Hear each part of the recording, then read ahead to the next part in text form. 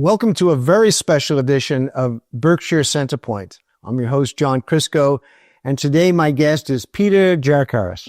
Now, Peter is an interdisciplinary artist that combines interests and connections between nature and culture and marries them in many different scales and forms and types of art, from illuminated manuscripts to icons to origami. Welcome, Peter.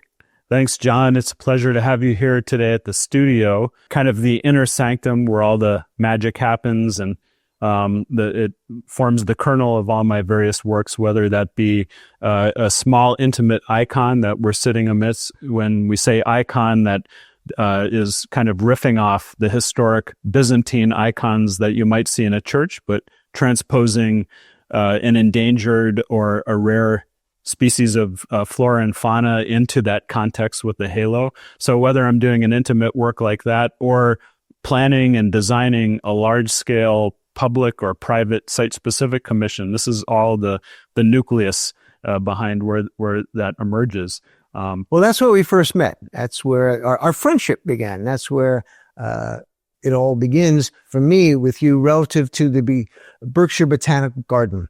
That was a wonderful show in 2024. Thank you. And in it, there were a range of works. There are some wonderful icons that were there, but there was also, you had oculus, is that the right word? These large-scale oculuses, and also origami.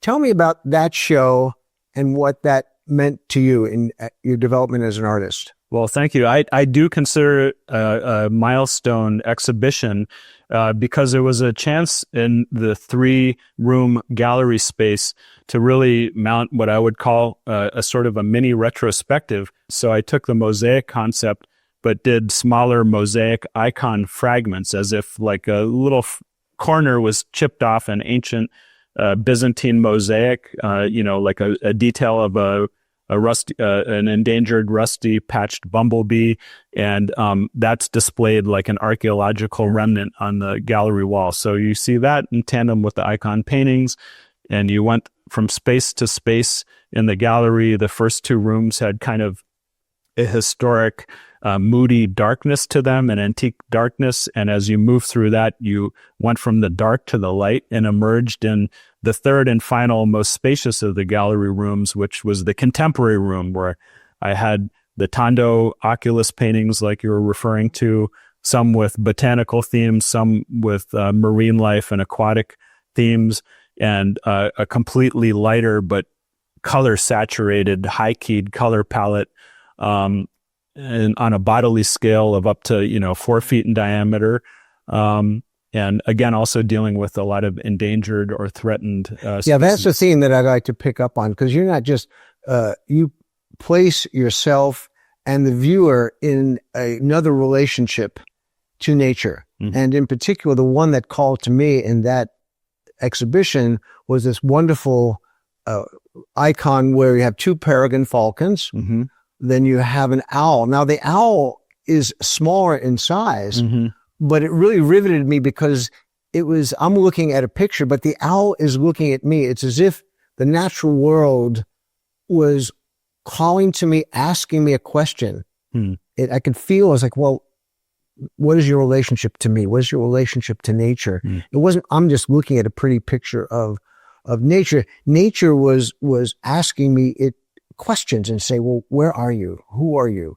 And that brought me into a very different space.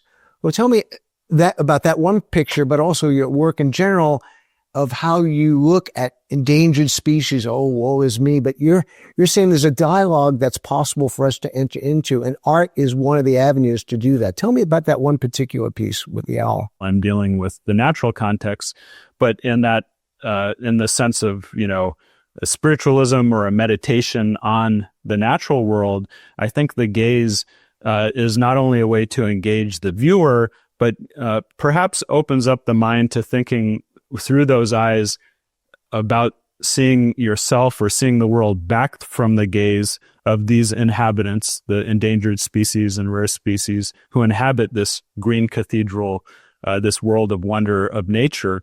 So how does the world look through their eyes? I heard an environmentalist once say this at a conference, that why even make art about an environmental cause? We have so many leading climatologists and scientists speaking about the cause, presenting the data. What could be more compelling? But in a way, the numbers and the data, which are completely critical, are very abstract.